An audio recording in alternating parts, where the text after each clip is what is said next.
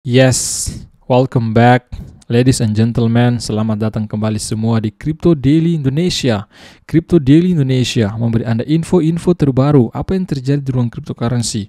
Maka dari itu, bagi diri Anda yang belum terlibat, libatkan diri Anda dengan cara sangat mudah teman-teman dan gratis dengan cara smash tombol like, subscribe, bunyikan loncengnya agar Anda mendapatkan pengalaman terbaik di ruang kripto ya, sehingga Anda semakin pintar apa yang terjadi di ruang cryptocurrency. Baik, tanpa berlama-lama kembali kita akan melihat pembaharuan hari ini datang dari CoinGecko. Kita akan melihat global market cap dalam 24 jam terakhir mengalami kenaikan 1,6% teman-teman ya.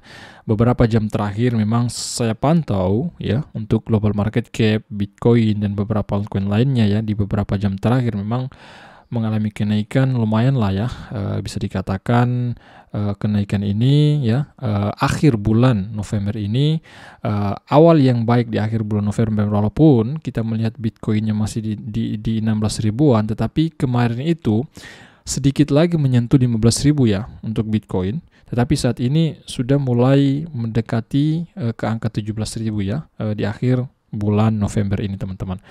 Nah, kita melihat di sini untuk market cap-nya ya, 887 miliar US dollar lebih saat ini.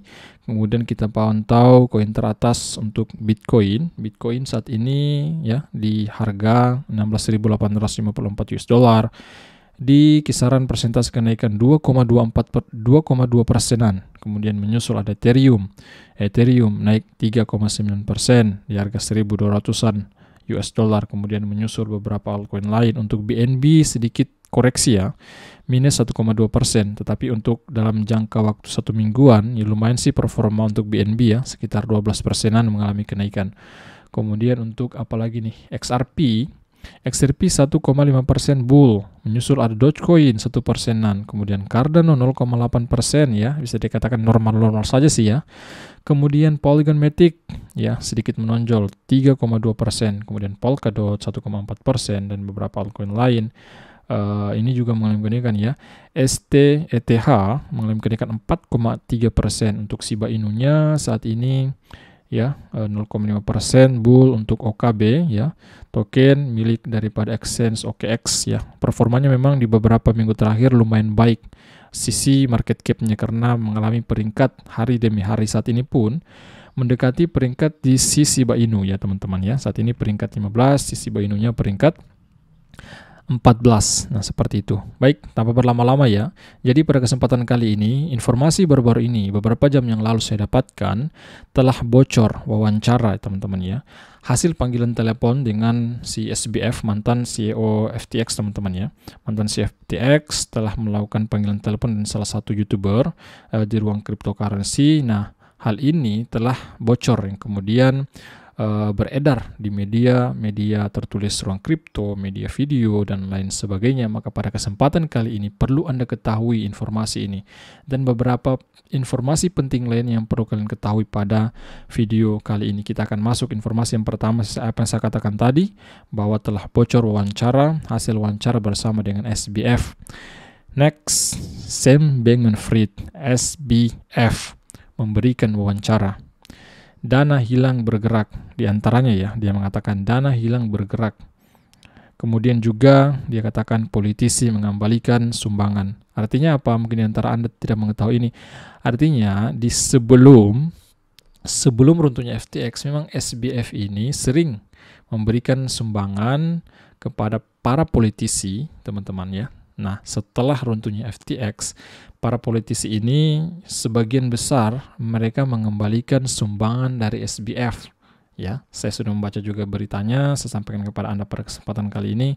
Ada beberapa politisi mengembalikan dana ini, diantaranya ada 1 juta USD dan beberapa dana lainnya ya, telah dikeluarkan oleh SBF sebelum runtuhnya SBF kepada politisi, dan politisi ini sebagian besar mengembalikan dana yang diberikan dari si SBF ini. Baik teman-teman ya, tanpa berlama-lama kita singkat-singkat saja ya, yang penting-penting untuk saya sampaikan.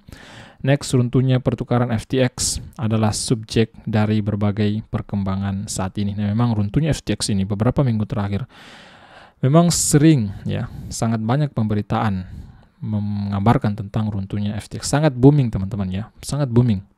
Saya pun di beberapa minggu terakhir sangat sering membahas perkembangan terbaru dari exchange FTX ya, salah satu exchange terbesar sebelum runtuhnya ya teman-teman semua. Nah, next kemudian kita melihat datang takeaways kuncinya ya dari berita ini dalam percakapan yang diterbitkan hari ini. CEO FTX Sam Bankman-Fried membahas tindakannya selama keruntuhan FTX. Kemudian sekitar 255 Bitcoin dalam US dollar sekitar 4,2 juta dolar. Dana yang diambil dari FTX tampaknya telah disimpan di bursa kripto OKX. Sumber ini sebenarnya sudah juga saya melihat di salah satu akun media sosial Twitter, ZigXBT teman-teman ya. Itu merupakan salah satu Twitter yang dimana dia menganalisa pergerakan koin ya, dari akses mana ke akses mana dikirim ya. Dia memang sangat cerdas teman-teman ya, menganalisa di ruang kripto, pergerakan di ruang cryptocurrency teman-teman. Nah, perlu juga saya sampaikan ini. Kemudian next, proses kebangkrutan BlockFi ya. Informasi kebangkrutan BlockFi sudah juga kami singgung ya, kami bahas juga di beberapa video yang lalu. Mengungkapkan bahwa perusahaan memiliki sekitar 355 juta dolar yang dibekukan di FTX. BlockFi melaporkan dia memiliki dana yang dibekukan di exchange yang runtuh yaitu FTX.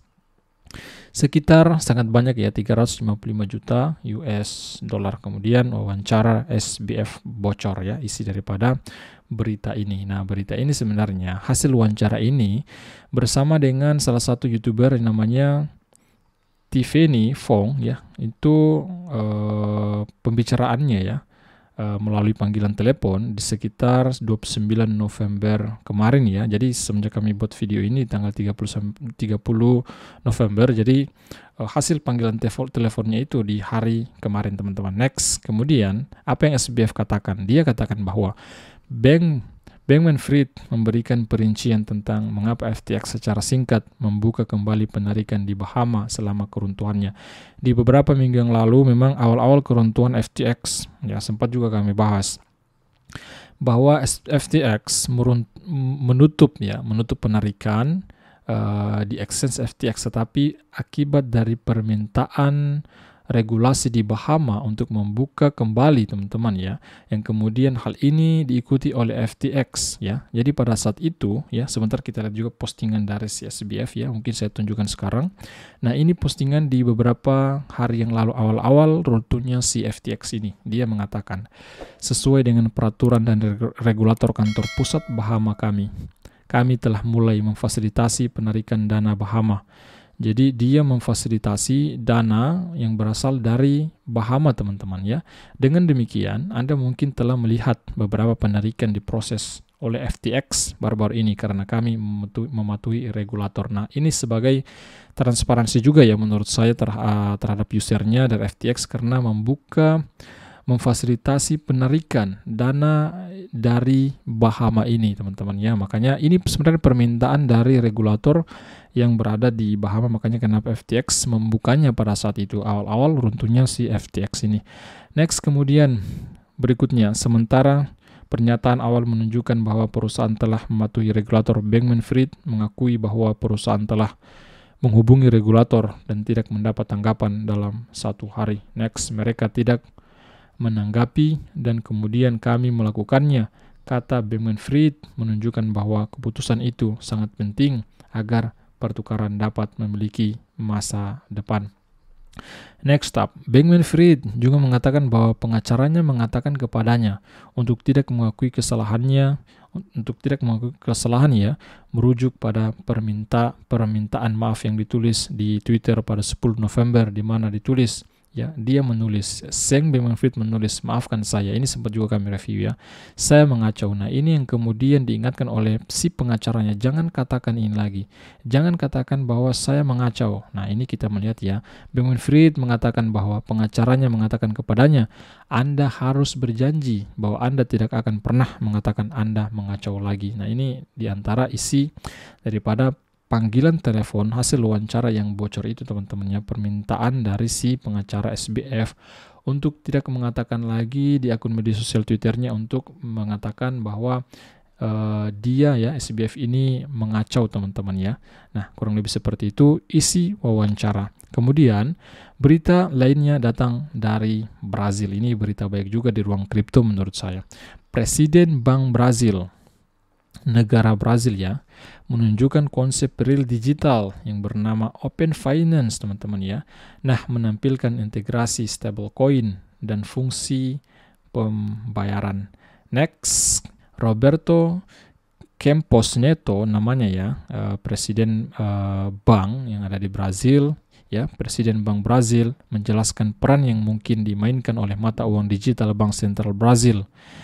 CBDC Central Bank Digital Currency, real digital di masa depan keuangan pribadi. Di sebuah acara, Neto menjelaskan konsep keuangan terbuka atau Open Finance yang kita melihat tadi ya, menunjukkan aplikasi super apps ya, yang menampilkan fungsionalitas PIX jaringan pembayaran dan juga integrasi dengan stablecoin lain yang sudah tersedia. Artinya Presiden Bank Brazil serius dengan uang digital teman-teman. Dia berencana meluncurkan uang digital melalui Central Bank Digital Currency dan akan bekerja sama dengan beberapa stable coin lainnya sesuai dengan apa yang saya dapatkan di berita ini. Ini sesuai sebenarnya hasil wawancara yang diungkapkan oleh Presiden Bank Brazil ini teman-teman. Next, kemudian penting untuk saya sampaikan kepada Anda, gagasan ini mencakup integrasi real digital yang masih dalam pengembangan dengan struktur dan institusi keuangan tradisional dan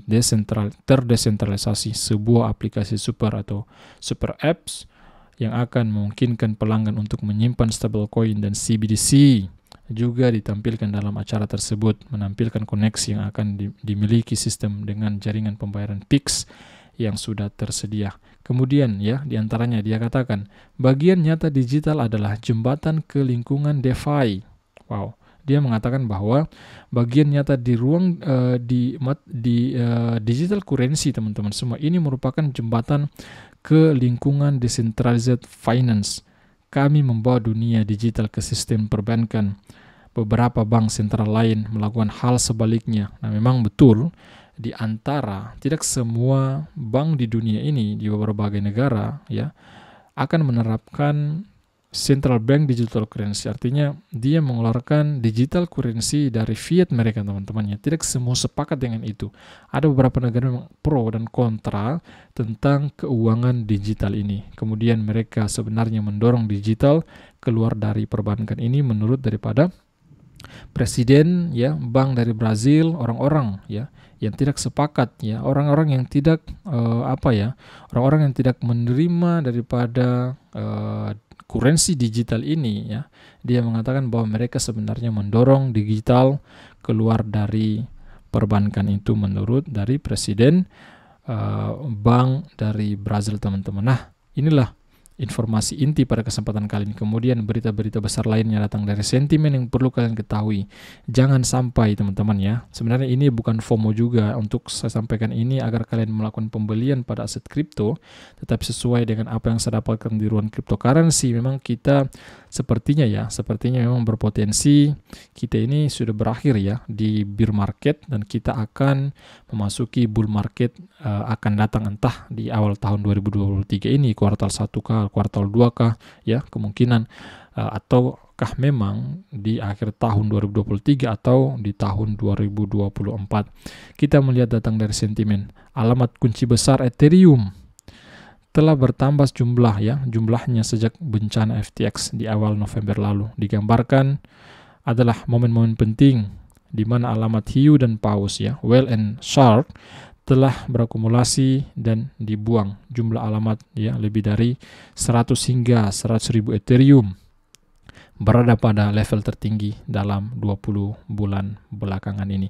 Jadi teman-teman semua ya, jika Anda ingin melakukan pembelian saat ini, sebenarnya saat ini kita berada pada harga diskon kripto, Bitcoin kah, Ethereum, BNB, terserah Anda ya, mau memilih koin micin ya, silakan Anda membeli, tetapi saya pastikan dari Anda ya.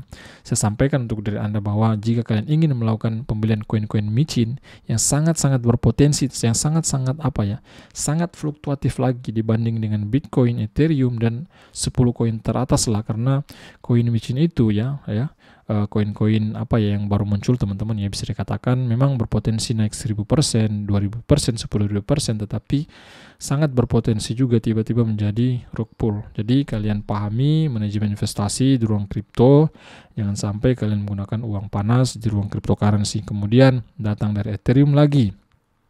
Alamat Ethereum aktif melonjak ke level tertinggi ya dalam lebih dari 6 minggu kemarin, dan kemungkinan itu menjadi faktor pertumbuhan harga hari ini ya.